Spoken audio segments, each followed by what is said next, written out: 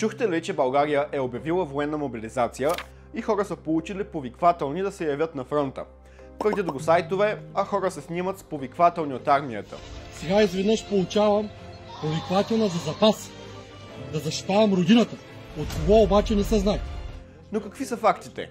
България не е обявявала военна мобилизация от 1944 година. Това е дезинформация, която цели да всее страх и объркване сред хората. Потребители разпространяват в социалните мрежи снимки на известия, които са получили по почтата от местните военни окръжия.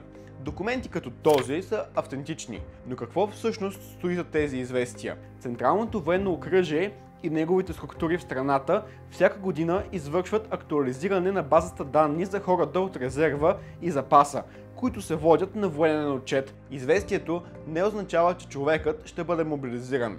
То е част от рутинна процедура за попълване на запасния състав на българската армия. Тя се извършва от Централното военно окръжие и неговите структури в страната всяка година между януари и април. Факт, че РБГ изпрати запитване до Министерството на отбраната, кои хора подлежат на военен отчет. Оттам ни отговориха, че това са резервисти с договор за военна служба, лица преминали през казарма, такива завършили военно обучение, бивши служители на МВР, ДАНС, ДАТО и други. Получилите документ като този трябва да отидат до съответното военно окръжие по местоживеене за актуализиране на данните им. Например, за да предоставят данни за ръст и размери за облекло и обувки.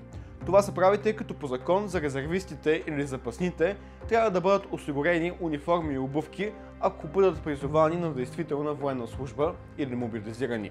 Тези известия нямат връзка с активните военни конфликти по света, включително и този в Украйна, посочват от Министерството на отбраната. Мобилизация може да бъде обявена единствено с указ на президента по предложение на Министерски съвет. Такава не е обявявана. Тази история е още едно напомняне, че трябва да внимаваме на кого вярваме в социалните мрежи, защото не всичко казано там е истина.